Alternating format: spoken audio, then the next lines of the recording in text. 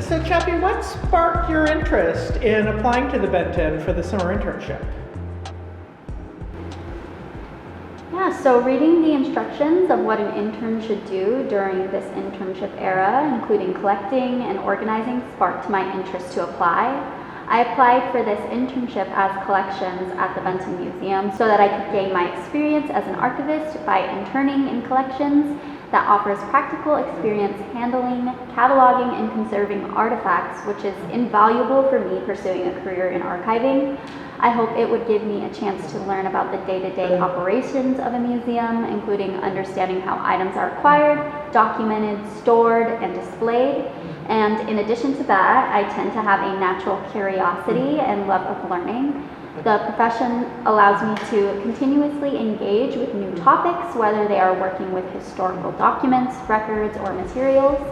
And this is why I wanted to drive by the desire to contribute to the preservation of important materials and make them accessible to the public.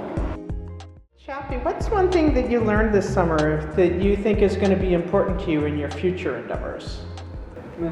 The one thing that I learned this summer that will be important in my future endeavors is the ability to appraise and assess the value of information. It taught me how to determine what should be preserved, what holds historical significance, and how to organize materials for future use, and that's essential.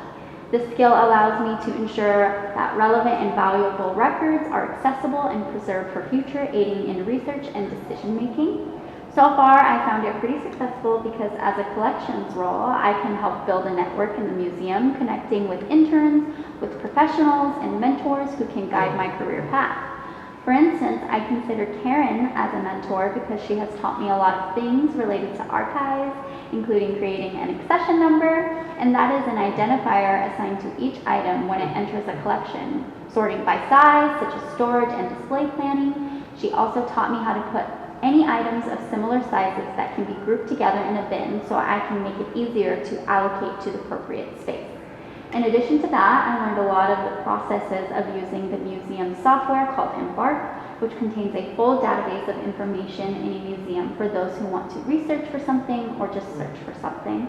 I love learning from her because these methods make it easy for anybody to find works by a specific artist, especially when the collection is extensive.